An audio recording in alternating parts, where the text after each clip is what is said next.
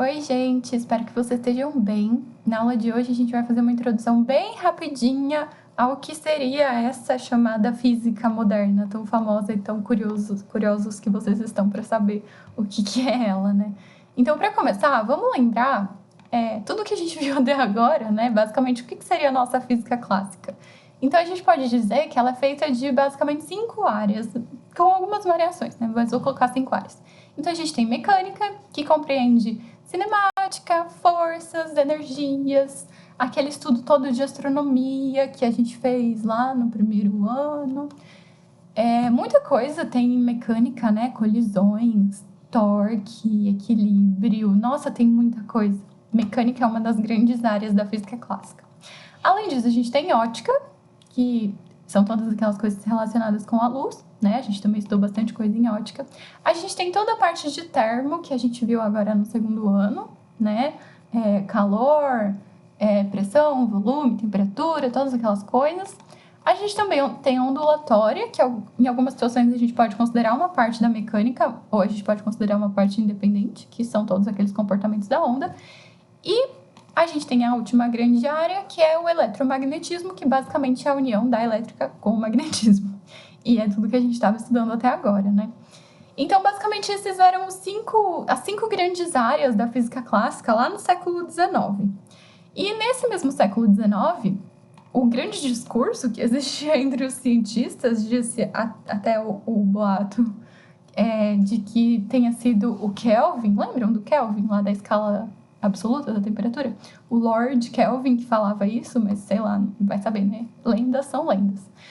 E ele falava que, na verdade, a comunidade científica em geral, naquela época, lá no século XIX, falava que não tinha nada de novo para ser descoberto na física, que essas 5 grandes áreas explicavam tudo do nosso mundo e que, na verdade, coitados dos próximos físicos aí que viessem, porque eles não iam ter nada de novo para descobrir, eles só iam ter que aprimorar os equipamentos para fazer medidas mais precisas.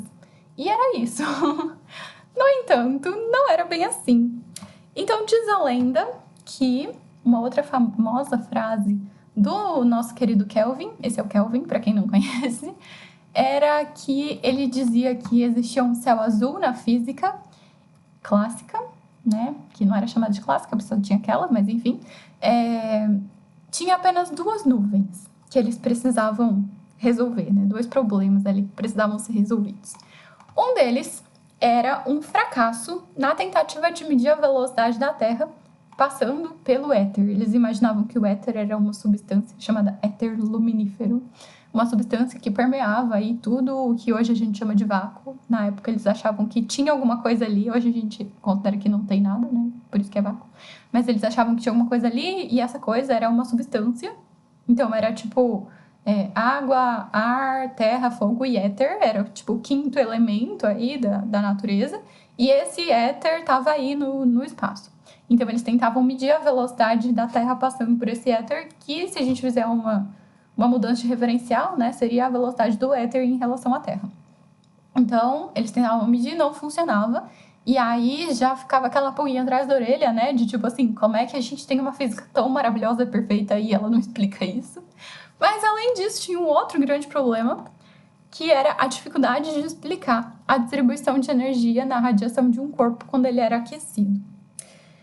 E, basicamente, essas 2 chamadas nuvens aí, elas deram origem aos 2 principais ramos que a gente tem na física moderna. E eles se desenvolveram após essa época em que eles consideravam que não tinha nada de novo para ser descoberto, né, gente? Sabemos que era uma grande ilusão, que tinha, assim, muita coisa nova para ser descoberta.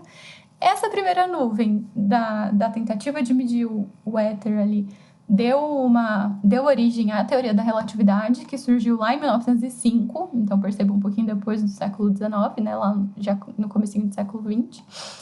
E o outro problema, que é a dificuldade de explicar a distribuição de energia da radiação de um corpo aquecido, deu origem à física quântica, famosíssima física quântica, que começou lá mais ou menos em 1900, né, tipo, o último ano do século XIX.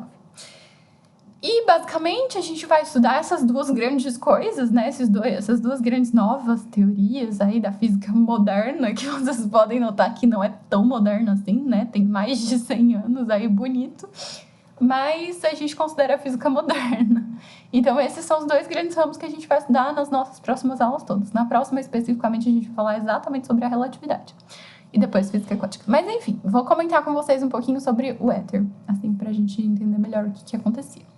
Então, basicamente, a gente vai falar sobre dois caras que são responsáveis pela construção de um aparelho chamado interferômetro. Interferômetro de Michelson e Morley são os dois caras que foram os construtores desse interferômetro. E basicamente o que eles tinham? Eles tinham todo um aparato óptico, assim, super fashion, para fazer interferência, que a gente já estudou lá em ondulatória. E eles usavam espelhos, um laser, e eles tinham um suporte, aí uma mesa que ficava flutuando em um líquido para evitar perturbações ali do redor, né? Tipo, sei lá, passava um cavalo do lado e aí ia sacudir todo o chão, né? Então isso não podia atrapalhar as medidas deles. Então por isso que era super específico, assim, bem preciso o experimento deles. Inclusive o Morley ajudou o Michelson a aprimorar, a ficar melhor o experimento, né? Por isso que é dado o crédito aos dois. E basicamente qual que era a ideia?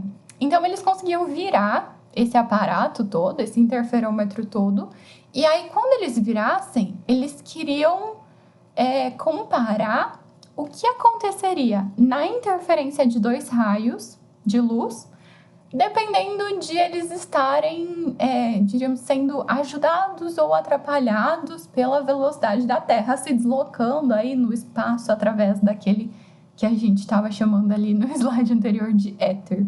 Então eles falavam o seguinte: a teoria aceita era que esse éter existia e que ele estava parado aí no espaço. Então, se a Terra estava se mexendo, através desse éter, né, tinha alguma interação entre eles, e a consequência disso seria que no nosso referencial da Terra, é onde estamos, né, esse éter, então, pareceria se mexer. Então, se eles virassem esse experimento, dependendo do jeito que eles fizessem isso, ia acontecer uma hora em que a velocidade da luz ia ser ajudada pela velocidade do éter, e ia acontecer uma hora em que a velocidade da luz seria atrapalhada por essa velocidade aí relativa do éter. Então, basicamente, o objetivo deles era medir essa variação e calcular a velocidade do éter, que na verdade não era do éter, era a velocidade da luz.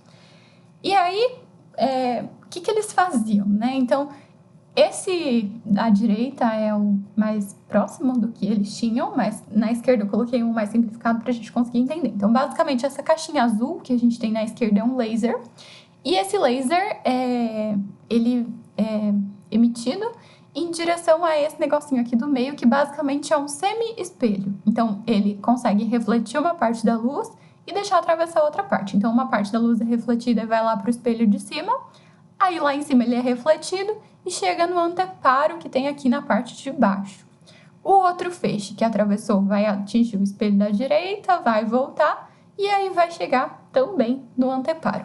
Conclusão, vai ter um padrão de interferência ali. Se vocês lembrarem, quando a gente estudou interferência, vocês vão lembrar que a diferença de caminho é que vai determinar se a interferência é construtiva ou destrutiva. Então, percebam que a gente tem, nesse padrão que eu coloquei aqui de exemplo para vocês, a gente tem situações em que é construtiva, a gente tem brilho, né? A gente tem luz, e situações em que é destrutiva, a gente tem escuro, né? A gente tem interferência destrutiva quando uma crista se encontra com o vale e daí fica zerado, né, a amplitude da onda que está chegando ali. Então, se vocês lembrarem também da interferência, se vocês não lembrarem é só vocês assistirem o vídeo, mas a gente tem que lembrar que a diferença de caminho, então, vai ser proporcional a uma constante multiplicado por metade do comprimento de onda. Então, essa diferença de caminho tem tudo a ver com o comprimento de onda. E como eles estavam usando laser é um comprimento de onda visível. E a luz visível, a gente sabe que é da ordem de 400 até 700 e poucos nanômetros. Nanômetros é 10 elevado a menos 9 metros. Então, é um negócio muito pequeno, tipo 0,000000000, me perdi. Enfim, tem 9 casas decimais aí. É um negócio muito sensível. Então, qualquer mudancinha na velocidade ali, que ia gerar uma mudança no caminho, ia ter efeito nesse experimento deles. E aí eles giravam o negócio e eles aprimoravam o experimento e não acontecia o que eles esperavam. Tanto é que esse experimento ficou conhecido como o experimento mais famoso que falhou. E exatamente por ele falhar é que ele deu um resultado muito importante, que foi o fato de não existir éter. Então, o interferômetro de Michelson e Morley foi responsável por provar, na verdade, por não provar que existia, né? Então, ele mostrou pra gente que não tinha éter. Na verdade, foi a partir daí que a gente surgiu com a ideia do vácuo. Então, não é que tem alguma coisa lá. Por que antes eles achavam que tinha que ter alguma coisa lá? Porque como é que podia a luz vir do Sol até aqui e todas as outras radiações sem passar por nada? Como é que pode ter nada lá? Onde que essas ondas estão se propagando? Então, eles concluíram depois que não necessariamente precisava que tivesse um meio. Inclusive, é isso que a gente estudou lá em ondulatória, né? As ondas eletromagnéticas não precisam de um meio para se propagar. Elas se propagam no vácuo. Antes disso, considerava-se que todas as ondas precisavam de um meio para se propagar. Então, precisava que tivesse alguma coisa lá. Por isso que eles consideravam a existência desse éter. E basicamente foi isso, gente. Então, esse experimento falhou e mostrou pra gente que não tem éter. E o resto das coisas a gente estuda nas próximas aulas. Ok, gente? Espero ter deixado vocês curiosos. Até as próximas.